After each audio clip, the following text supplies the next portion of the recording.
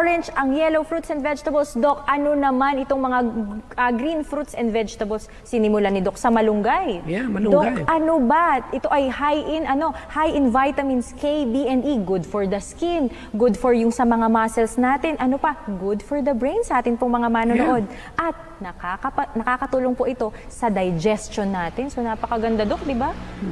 Ano pang hahanapin mo? All in. Yun na talaga. Hindi Actually, all in gumanong one. ka lang sa internet ngayon eh. Ano bang makukuha dito sa ganitong pagkain? Nandun na lahat. Yes. No questions about it. Actually, we are just reminding people that they have the, what you call it, basic rights to choose between good food and bad food. Yes. But if you remain in that kind of blindness, then you will reap the result. Yeah. And we are here to remind you and to give you some sort of information that might probably help you to release you from the bondage of disease.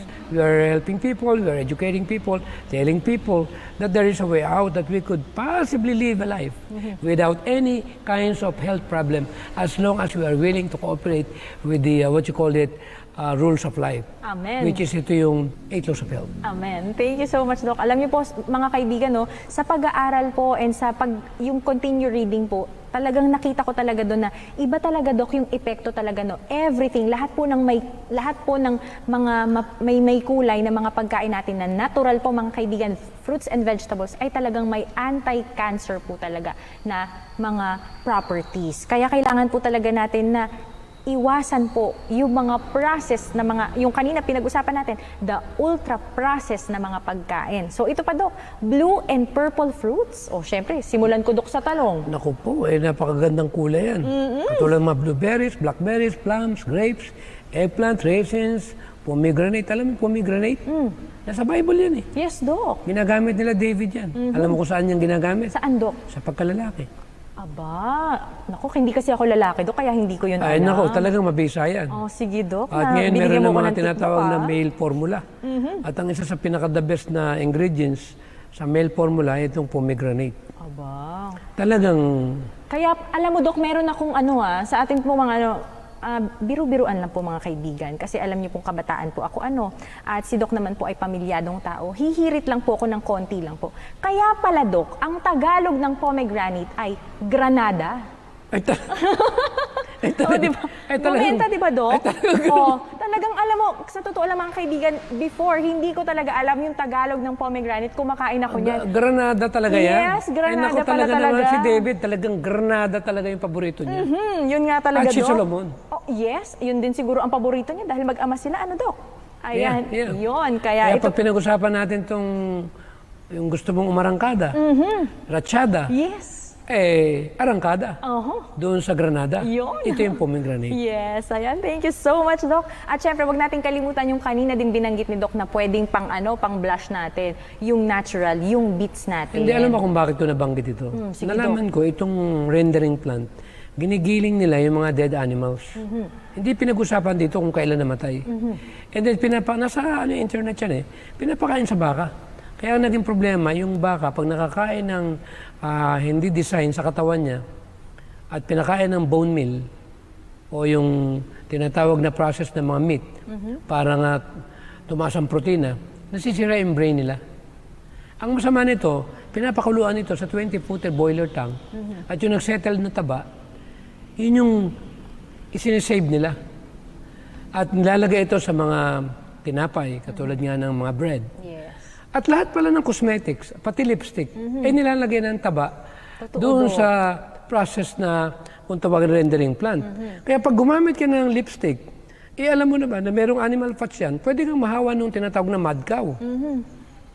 Na magkaroon ko ng problema sa brain. Bakit ka gagamit ng lipstick? Meron naman tayong tinatawag na aswete. Yes. O kaya na, yung beets. Kaya mapapayo ko sa mga kababayan, marami tayong aswete. Ganun nyo lang. Tapos, i-store nyo po siya sa ref. Ay, di ba pula na yan? Kaysa gagamit ka ng kung ano-anong mga yan. At tungkol naman doon sa mga moisturizer, napakagandang moisturizer ng aloe vera. Ako puro aloe vera ginagamit ko. Ako din, Doc. O kaya pipino, pag sa mata. Kaya ako kung kumuha ko ng aloe vera, talagang yung 5 ganyan, kulang sa akin 1 buwan.